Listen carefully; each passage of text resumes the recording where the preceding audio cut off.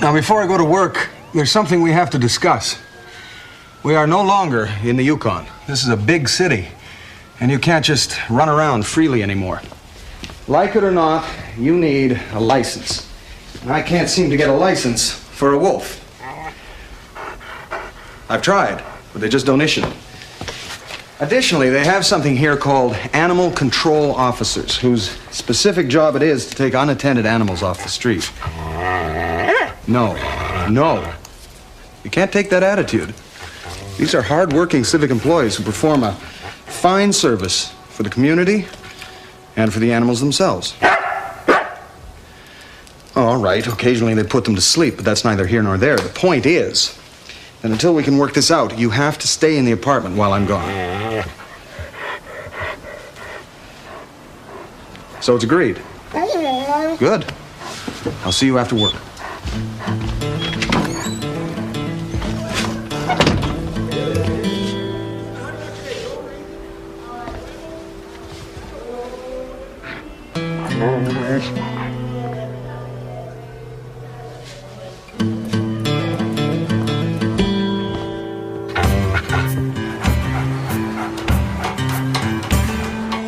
Morning, Mr. Mustafi. Mr. Campbell. Good morning, Mrs. Garcia.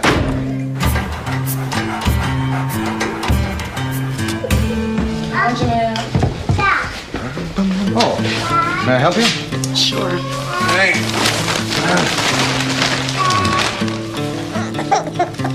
Oh, very unhappy. Come on.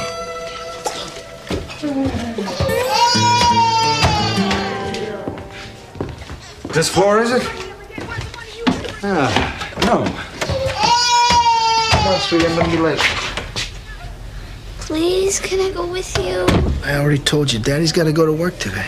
I'll be very quiet. I know you will, but you got school. Hey, who's the toughest guy in the whole wide world? You are? And who could stop me from coming home to you? Nobody. And what would I do if any of them tried? Uppercut. Poke me in the eyes. That's right. Now, you got your lunch all packed, right? Yeah. Now, do you promise you're going to wait upstairs until the bus comes?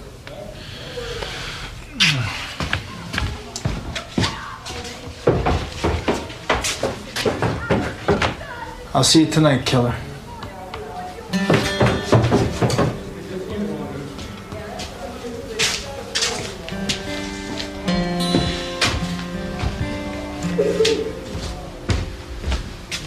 Good morning, Lucy. You know my name? All the pretty girls are named Lucy. It's on my lunchbox. Ah, you found me out. Are you a policeman? Well, yes, I am. But in Canada. And at the consulate where I work. But outside the consulate, I'm not. Unless I'm in Canada. That's not very clear. Do you know what a liaison officer is? No, of course you don't. A liaison officer is, Policemen help people, right? Well, yes, we try. Can you help my dad? He keeps on hurting himself. He does? Where is he?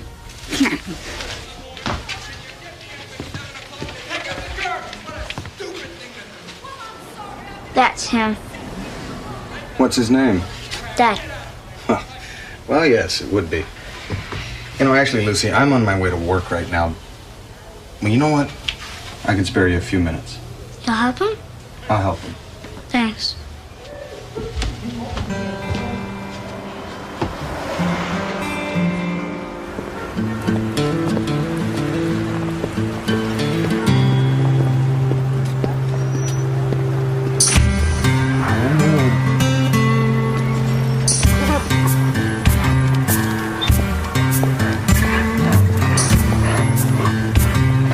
Hello, Whitey. Here's your cookie. Baby.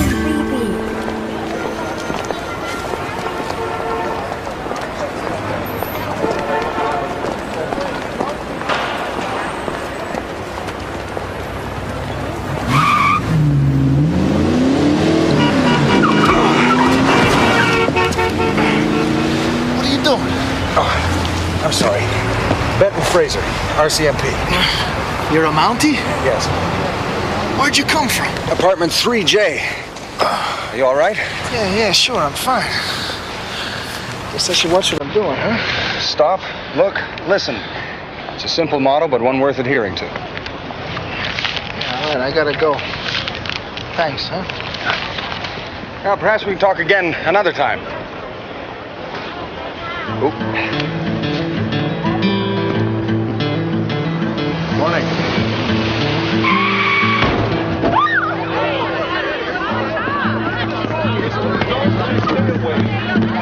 He stepped right out in front of me. I couldn't stop.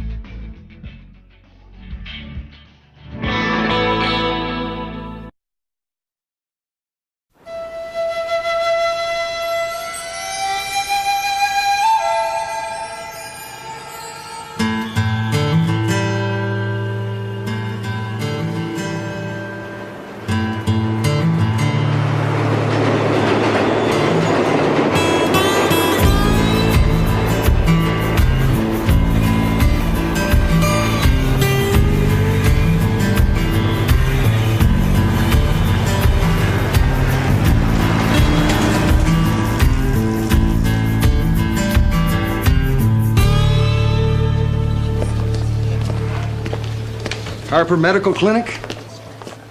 Are you sure about this? Because I could have you in an emergency room in less than... I want to see my doctor, Dr. Howard. Right this way.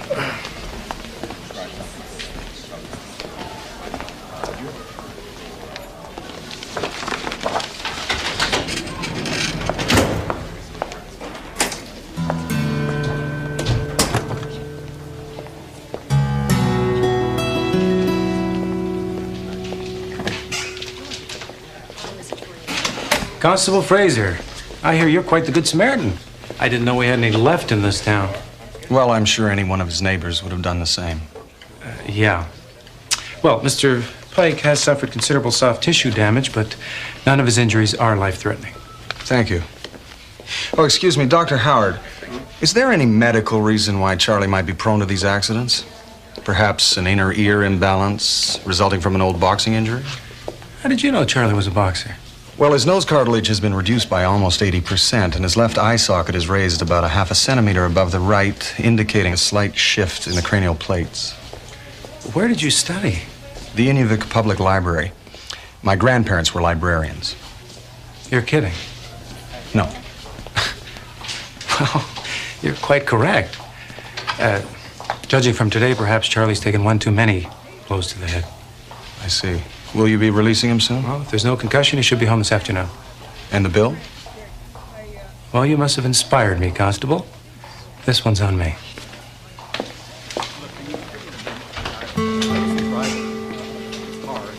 I just hit a guy.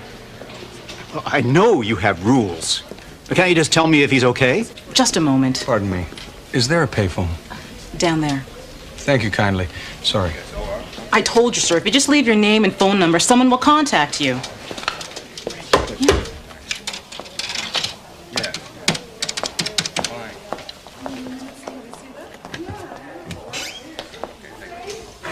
Cranberry club soda, wedge and lemon. Sure you can handle that? What are you, a comedian? Ma, I can't talk. I'm on a stakeout. Ray? Benny, you gotta get down here right away. The Bears are finally kicking some butt. Ray, I need your help with something. I'm having a bit of a problem getting a license for Diefenbaker, and I'm not sure if it's because he's a wolf or just because he's deaf. Yes! Then you think you can help me? What? with a license. Of course, I wouldn't want you to use your influence unduly. Yeah, sure. Just leave it to me. Okay. Miss? Thanks, Ray. Miss? Miss?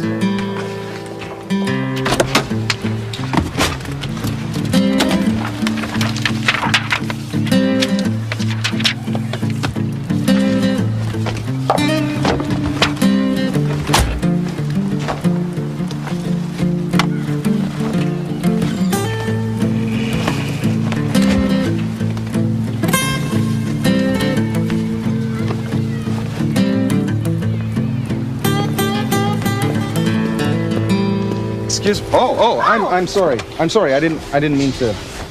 Are you following me? No. Well, yes, I am, but I'm not trying to. I think men who skulk around after women are the lowest scum on the earth. Don't you? Well, yes, I suppose they are, but you see, I'm. How did you know where to bring him? You mean Charlie? Friend of yours, is he? No. I met him at the accident site. Well, at the accident site before that. So you do this a lot then? By this, you mean?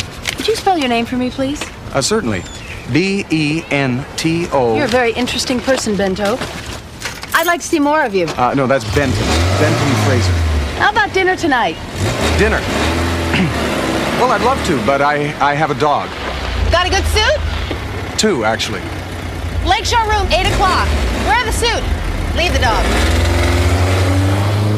Oh, dear.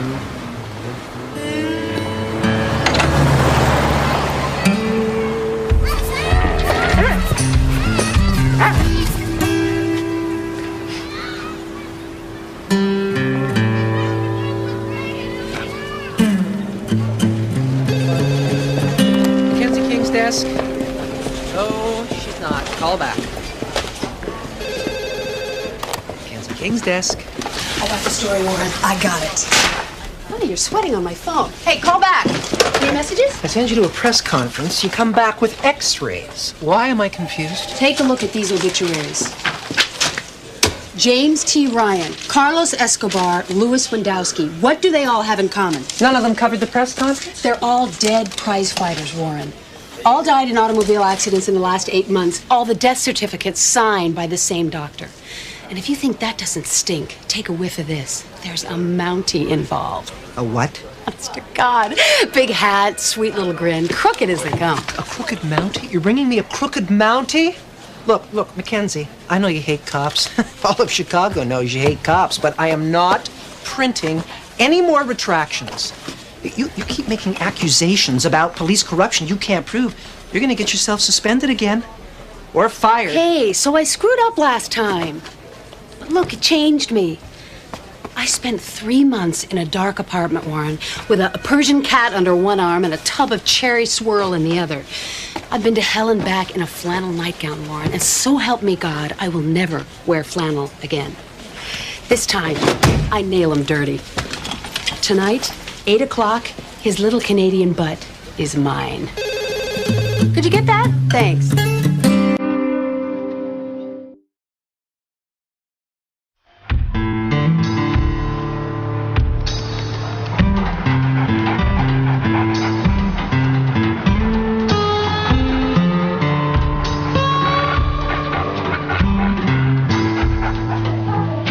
Evening, Mrs. Garcia. How are you tonight? Evening, Mr. Campbell. I brought you supper. Oh, you know, I was hoping to be able to spend some time with you this evening, but I have a dinner engagement with a very nice woman that I met in a parking lot. And I can't cancel it because I don't know her phone number. Or her name, for that matter. No, it's not what you're thinking. It isn't. And you know something? I don't appreciate your attitude. You're very judgmental. Just because we're right once does not make you infallible. I am perfectly capable of handling myself in any situation. I am. I am a Mountie.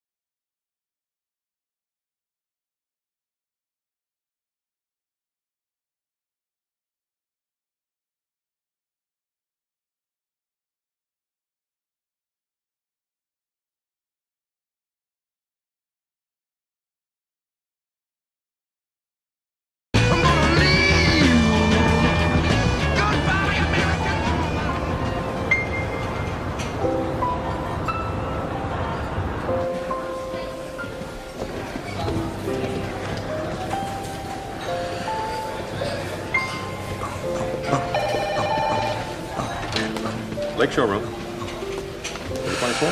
Just a minute, okay. 4, 7, 8. Excuse me. Has, A woman called to say she'd be late? No. You're sure? Because it's 10 after 8. This would be the woman with no name? Well, I'm sure she has a name. I'm just not sure what. I'll keep waiting.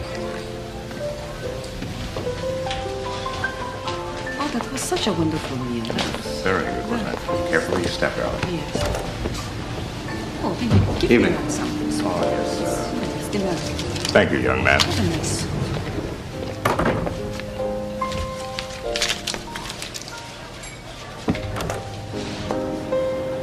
Been waiting long? Actually, yes, but I seem to have profited by it. May I just say that you look. Thanks. That's your good suit? Oh, I knew I should have worn the other one. You know, if we have a couple of minutes, I could run home right now. No, you're fine. A little bread. What did you find? This is for you. A wrist corsage. Well, actually, 2. You want me to wear them on both wrists? I forgot to ask what color of dress you'd be wearing.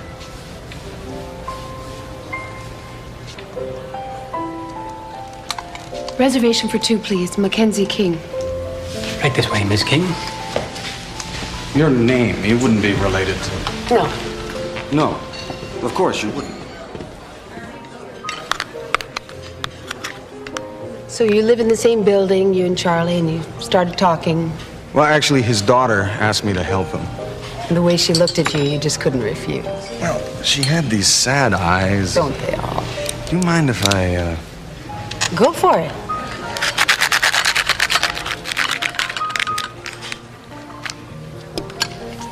You and Charlie make quite the team. By team, you mean? Well, he falls under cars. You save him. Well, he does seem to have quite a few. How much do you make? Me? Well, it's in Canadian funds, so you have to deduct 38%. But, Enough. About myself, absolutely. Consular work is pretty dull. Although there was this one passport case. Wait a minute. You work at the consulate? Well, yes. That's why I'm paid in Canadian funds. It's an odd governmental regulation. So now you're denying you work with Charlie? With Charlie? No. No, I could never be a professional boxer. I mean, in high school, I saw you bring him in. Are you telling me you don't feed patients to the clinic? You're not involved in this $1 million insurance scam? You're just this straight arrow, do-gooding Mountie out to help the little guy? Tell me why I find that hard to believe. Well, I understand your skepticism. Appearances can be deceiving. I mean, for example, you're a nurse, yet you wear extremely high heels to work, which indicates either you haven't been a nurse for very long or you have remarkable arches. Also, the way you hold your wrists suggests you spend many hours at a computer keyboard. And add to that the slight crick in your neck, which indicates extended phone usage, and the minute traces of printer's ink under your 3/4-inch nails, which, by the way, must make bandaging quite a challenge. And a less trusting person might assume that you weren't a nurse at all. A less trusting person might assume that you worked, say, for a newspaper. But then, appearances can be deceiving. And you've known this since? The parking lot. Also, you should check your tape recorders. I think either your battery is leaking or some liquid is spilled into the motor. From the smell of it, I would say it's mace. So you just came along for the free meal and the amusement of watching me make a fool out of myself? No. No, I think Charlie's in trouble. And I thought maybe you could tell me something that would help. You're trying to get information from me? Forget it. I understand. You've already been a great help. I've no appetite all of a sudden. Can I at least walk you home? Walk me home? Who wants to walk me home? Well, I thought it was expected. Oh, yeah? What else did you expect? Well, nothing. I mean, I don't know. You want to do something for me? You get Charlie to talk to me on the record. If Charlie is in trouble, what he needs is help, not an interview. Then all you're getting out of this date is the check.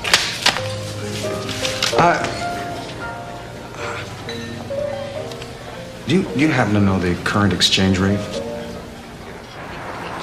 Oh, yes, it is.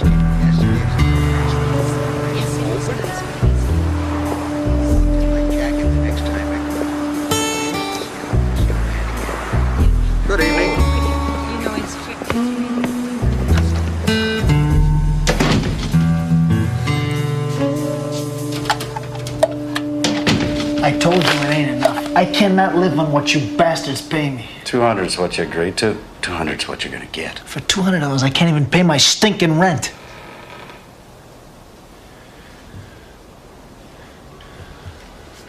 Listen, you want me to keep taking dives for you, you better make it worth my while. You wouldn't be threatening me, would you, Charlie? Because that wouldn't be healthy. No, I'm not threatening you. But I have a child to support. It's not my problem. And count yourself lucky. It doesn't take a lot of skill to fall under a car.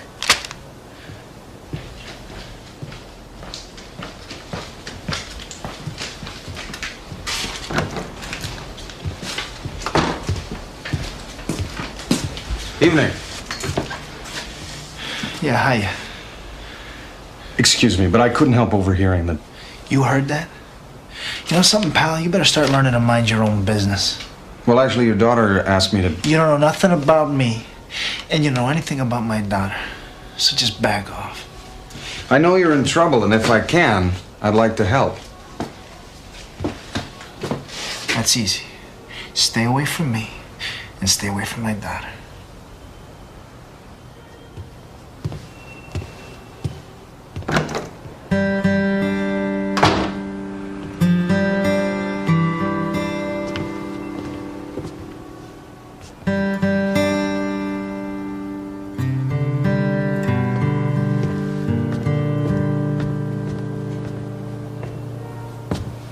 Hi. You know, Lucy, your father... He has a good heart. He's a good man. It's okay. I understand. Can't help everybody. Lucy, It's like the doctors. They tried, but they couldn't help my mom. It's okay.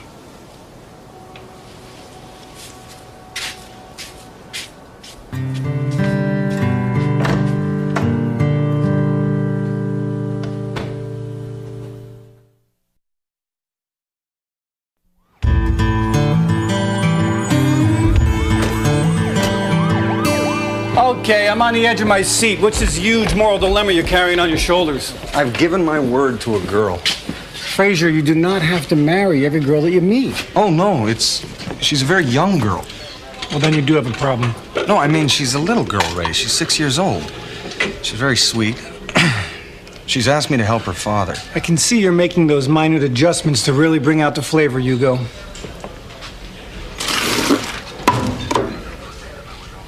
Chamomile, right? Thank you, Hugo.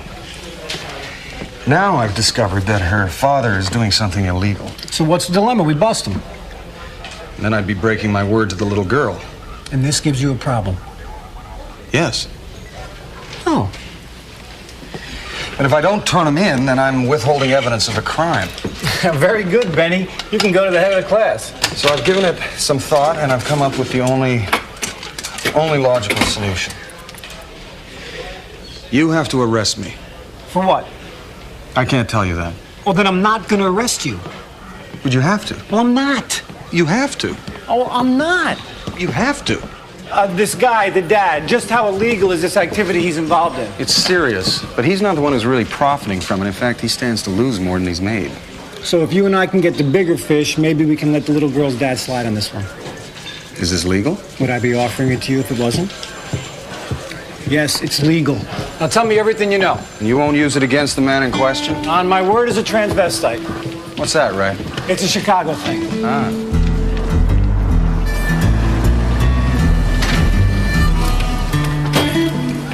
Okay, so how do you know the guy who paid Charlie's a fighter?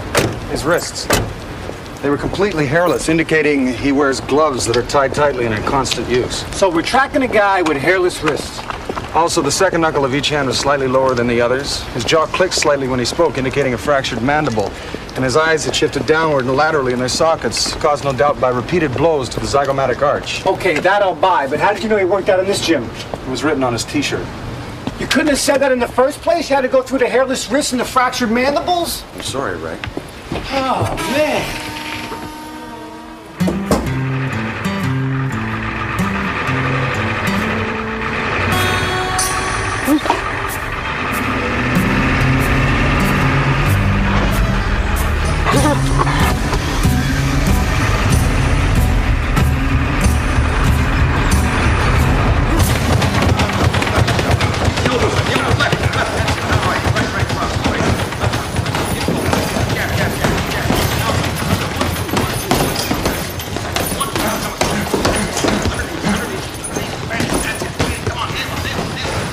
I don't see him. Perhaps if we gave out a description? Look, why don't you leave this to me? You see, I've been hanging out in joints like this since I was a kid. There's a certain way to talk to these types. What's it gonna cost to work out for a little while? Maybe your life? Just give me a towel. So, I figure kill a guy or not, sooner or later I gotta get back in the ring. Still, I'm finding it hard trying to make ends meet, training all the time like this. How do you do it? Now, you'll have to refresh my memory on the American rules, because I know there's some subtle differences from ours. Ah, you see, right there, that would have been disallowed under the Canadian system. As would have that. I wonder, while we're boxing, if you'd mind answering a few questions. Ah, now I believe that was my fault. Approximately 6 feet tall, with a deviated mandible, and a noticeably fractured zygomatic arch.